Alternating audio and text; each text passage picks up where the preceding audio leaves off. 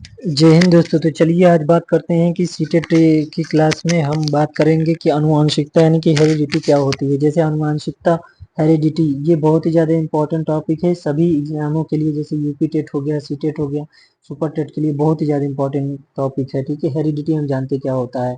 कि आनुवंशिकता the passing of genetic traits from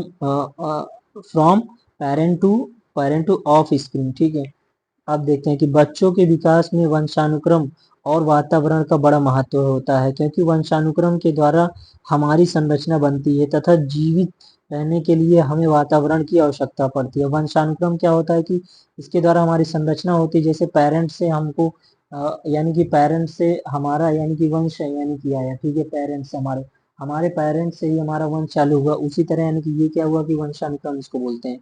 यानी कि पेरेंट्स से ही उत्पन्न होना और उसका फिर उस पेरेंट्स से उत्पन्न होना, उसका बच्चा, उसका यानी कि उससे बच्चे उत्पन्न होना, तो ये क्या है, एक वंश चल रहा है, तो इसको बोलेंगे वंशानुक्रम।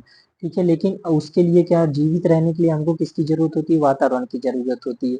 तो ये हुआ, क्या हुआ कि ये हमने देखा आनुवंशिकता, वंशानुक्रम। ठीक, अब देखते हैं जब हमारे पैतृक पैतृक गुण या जीन्स जो जीन्स होते हैं हमारे बच्चों में स्थानांतरित होते हैं तो उसे वंशानुक्रम कहते हैं। ठीक है, हमारे शरीर में 23 जोड़े यानी कि 46 क्रोमोसोम होते हैं। ठीक है, 22 जोड़ा का आकार जो होता है स्त्री और पुरुष दोनों में क्या होता है, समान होता है।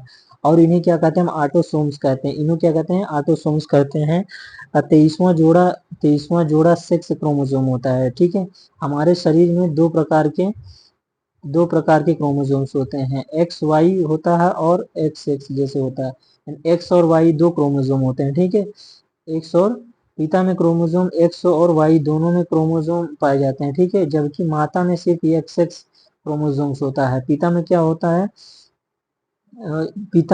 है कि एक्स और वाई यानी कि क्रोमोसोम होता है, और माता में क्या होता है, एक्स और एक्स क्रोमोसोम होता है। ठीक है, ये कौन सा जोड़ा है, ये 23वां जोड़ा हो जाए जो डिफरेंस होता है। ठीक है, और जो 22 जोड़े हैं वो सेम पाए जाएंगे। ठीक है, आगे देखते हैं कि वंशानुक्रम के जनक कौन माने जाते हैं, ग्रिगोर मेंडल। ठीक है, ग्रिगोर मेंडल ने, ठीक है, मटर के पेड़ पर यूज किया था।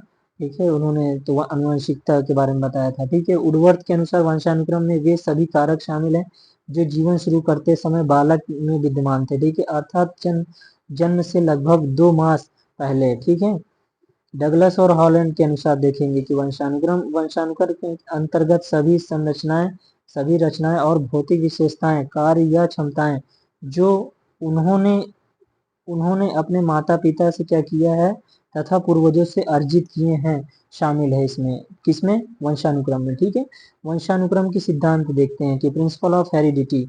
अभी हमने देखा वंशानुक्रम और आनुवंशिकता, देखते हैं आनुवंशिकता। जैसे इसमें देखिए कि क्या होता है, क्रोमोसोम के बारे में इस थोड़ा समझ लेते हैं।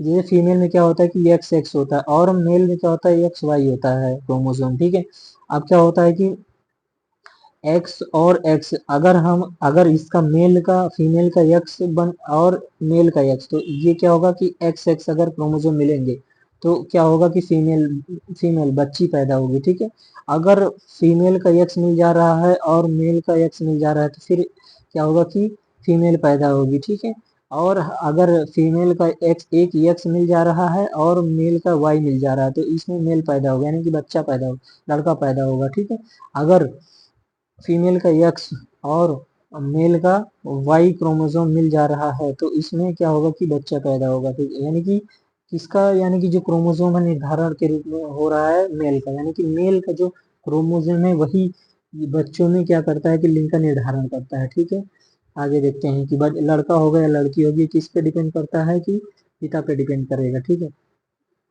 आगे देखते हैं कि वंशानुक्रम के सिद्धांत क्या है, प्रिंसिपल ऑफ हेरिडिटी।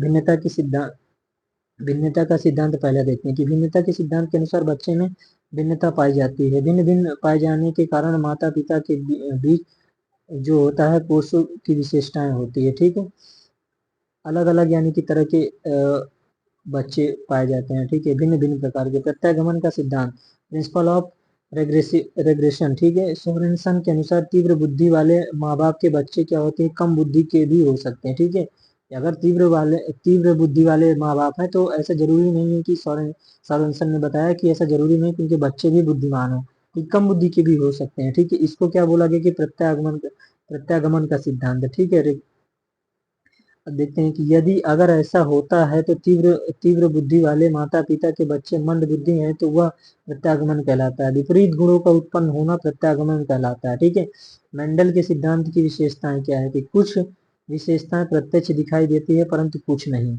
मेंडल के सिद्धांत की विशेषताएं क्या है, उन्होंने क्या जाना कि कुछ विशेषताएं क्या होती है कि प्रत्यक्ष दिखाई देती है परंतु कुछ विशेषताएं प्रत्यक्ष रूप से दिखाई नहीं देती है। कुछ युग्मों का क्या होता है कि वियोग होता है और जिसके कारण क्या होता है कि इकाई तत्व अपना अस्तित्व कायम रखते हैं। ठीक है, आगे देखते हैं कि आनुवंशिकता को स्थिर सामाजिक संरचना माना गया है। आनुवंशिकता को स्थिर सामाजिक संरचना माना गया है, यानी कि स्थिर है। मानव व्यक्तित्व परिणाम क्या होता है, आनुवंशिकता और वातावरण की अंतःक्रिया अंतःक्रिया का यानी कि आनुवंशिकता और वातावरण की अंतःक्रिया का परिणाम है। ठीक है, मानव व्यक्तित्व। ठीक है, अब देखते हैं किसी व्यक्ति का व्यक्तित्व दो चीजों पर निर्भर करता है। क्या है कि HE मतलब हेरिडिटी एंड इन्वायरमेंट, याद रखिएगा। किसी व्यक्ति का व्यक्तित्व दो चीजों पर निर्भर करेगा, हेरिडिटी और उसका इन्वायरमेंट क्या है। ठीक है, उसकी वातावरण कैसे यानी किस वातावरण में हो रहा है तो वहीं से उसका क्या होगा निर्धारण किया जाएगा। व्यक्ति के विकास में एक महत्वपूर्ण भूमिका का निर्वाह करता है क्या, यही अभी जो हमने बात किया, आनुवंशिकता और वातावरण। प्राथमिक कक्षा में सकारात्मक वातावरण निर्मित करने के लिए एक शिक्षक को क्या करना चाहिए कि विभेद नहीं करना चाहिए और बच्चों के लिए समान लक्ष्य सुनिश्चित करना चाहिए। ठीक है, आगे देखते हैं डार्विन का प्राकृतिक चुनाव का सिद्धांत क्या है, डार्विनवाद जिसको बोला गया। ठीक है, डार्विन के अनुसार वंश परंपरा में परिवर्तन बच्चे में नए गुण पैदा करता है। वातावरण के अनुसार बच्चा संघर्ष करता है और संघर्ष करते करते वह योग्य बन जाता है। इसके अनुसार हर पीढ़ी में क्या होता है, हर पीढ़ी में अंतर आते हैं और अगली पीढ़ी में प्रकट हो जाते हैं। डार्विन दो प्रकार के स्वाभाविक स्वाभाविक अंतर मानते हैं कि दुर्बल तथा उत्परिवर्तन। डार्विन मानते हैं कि इनका संचार होता रहता है। ठीक है, चाहे विकास दुर्बल अंतरों का संग्रह हो। डार्विन क्या बताया कि जो वातावरण में जैसे संघर्ष करते करते कोई चीज क्या होती है कि मजबूत हो जाती है। जैसे इन्होंने क्या बात जिराफ के बारे में बताया था ना, जिराफ के बारे में बताया जैसे अगर कोई अंग है कोई अंग है जिसका हम जैसे हम क्या करते हैं कि जैसे जिम करते हैं तो हम बार बार किसी अंग का प्रयोग जैसे कर रहे हैं तो उसमें वो हमारी मसल्स क्या होती है मजबूत हो जाती है। ठीक है, जैसे आपने उनको कारपेंटर वगैरह का देखा होगा कि वो क्या करते हैं राइट हैंड से यानी कि हथौड़ा जैसे जो हथौड़ा चलाने वाले होते हैं वो अपना राइट हैंड का यूज करते हैं या लेफ्ट हैंड का यूज करते हैं, तो जिस हाथ से वो बार बार वो हथौड़ा चला रहा होता है और वो दूसरा वाला हाथ उसमें आपने देखा होगा कि जिस हाथ से वो हथौड़ा अक्सर चलाते रहे तो वो उसका मसल यानी कि मजबूत हो गया होगा।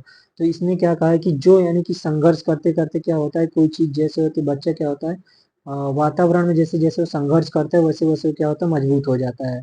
ठीक है, ये डार्विनवाद का सिद्धांत है कि इन्वायरमेंट क्या होता है, इन्वायरमेंट वातावरण से अभिप्राय हमारे चारों तरफ का वातावरण है। हमारे शरीर को प्रभावित करने वाले सभी कारकों को वातावरण कहते हैं। ठीक है, वातावरण हमें गर्भावस्था से लेकर के मृत्यु तक घेरे रहता है। ठीक है, ये हमारे जब से गर्भावस्था में हम रहते हैं और मृत्यु तक होने तक हमारे चारों तरफ हमको क्या कर रहता है घेरे हुए रहता है।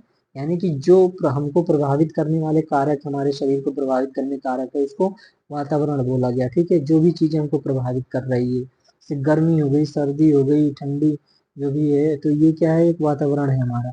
वुडवर्थ के अनुसार अकॉर्डिंग टू वुडवर्थ वातावरण क्या है, वुडवर्थ के अनुसार वातावरण में वे सभी बाह्य तत्व आ जाते हैं जिन्होंने जिन्होंने व्यक्तित्व का क्या किया जीवन का आरंभ करने के समय प्रभावित किया। ठीक है, उनके अनुसार वातावरण में ये सभी बाह्य चीजें आ जाती है जिन्होंने क्या किया कि एक व्यक्तित्व का जीवन आरंभ करने के लिए क्या किया प्रभावित किया है। ठीक है, आगे देखते हैं बात करते हैं मकाइनर एवं पेज के अनुसार क्या है वातावरण स्वयं प्राणी उसके जीवन का ढांचा बीते हुए जीवन एवं अतीत के पर्यावरण का एक क्या है फल है। ठीक है, वातावरण के प्रकार दो प्रकार के होते हैं आंतरिक एवं बाह्य वातावरण। आंतरिक वातावरण क्या होता है इंटरनल इन्वायरमेंटल यानी कि जन्म से पहले जो वातावरण जो होता है सामान्यतः उसको क्या होता है वो 9 महीने जो पेट में होता है बच्चा, तो उसको क्या वो उसका क्या होता है, वो उसका इंटरनल इन्वायरमेंट होता है, आंतरिक वातावरण उसको कहते हैं। यानी कि जन्म के पूर्व जो गर्भ में यानी कि 9 महीने का जो जीवन होता है बच्चे का, उसको क्या बोला गया कि आंतरिक वातावरण है उसका। ठीक है, आगे देखिए, अर्थात आंतरिक वातावरण में गर्भावस्था में जब बच्चे का विकास हो रहा होता है तो उसको आंतरिक तत्व या उसके विकास को प्रभावित करते हैं। ठीक है, उसे ही क्या किया, उसे ही कहा गया कि वो उसका आंतरिक वातावरण है। ठीक है, अब बाह्य वातावरण क्या होता है, एक्सटर्नल इन्वायरमेंट, यानी कि जन्म के बाद जो चारों तरफ हमारा जो वातावरण हमको प्रभावित करता है, जो कारक हमको प्रभावित कर रहे हैं, जो हम हमको इस वातावरण में कारक बच्चों को क्या करते हैं, प्रभावित करते हैं। ठीक है, विकास को क्या, विकास यानी कि उनका बच्चे के विकास क्या होता है, प्रभावित होता है, उसको बाह्य वातावरण कहते हैं। अब इसमें क्या संबंध देखिए, वंशानुक्रम और वातावरण में संबंध क्या है। ठीक है, वंशानुक्रम और वातावरण का संबंध योगात्मक नहीं होता है बल्कि गुणात्मक होता है। बहुत ही इंपॉर्टेंट लाइन है। ठीक है, ध्यान दीजिएगा, वंशानुक्रम और वातावरण का संबंध क्या होता है, योगात्मक नहीं होता है बल्कि क्या होता है, गुणात्मक होता है। व्यक्ति वंशानुक्रम और वातावरण के गुण के बराबर होता है, इन दोनों गुणा के बराबर होता है, योग के बराबर नहीं होता। यानी कि डी बराबर क्या, डी बराबर एच ई, यानी कि डी फॉर डेवलपमेंट बराबर क्या होता है, डेवलपमेंट यानी कि विकास बराबर वंश मल्टीप्लाइड बाय वातावरण, यानी कि development is equal to heredity and environment, ये फार्मूला बन गया। ठीक है, यानी कि रिलेशन क्या होता है, हेरिडिटी और इन्वायरमेंट में क्या यानी कि रिलेशन होता है। तो जो डेवलपमेंट, हेरिडिटी और मल्टीप्लाइड अगर यानी कि गुणात्मक इसमें रूप होता है, गुणात्मक इसमें पाया जाता है। ठीक है, गुणात्मक योगदान पाए, योगात्मक संबंध होता है इनमें। ठीक है, योगात्मक संबंध नहीं होता है बल्कि क्या होता है, गुणात्मक संबंध होता है। ये देखिए पूरा लगा मल्टीप्लाइड है, यानी कि हेरिडिटी और इन्वायरमेंट मल्टीप्लाइड करेंगे तो हमको डेवलपमेंट होगा। ठीक है, डेवलपमेंट हमारा होता है।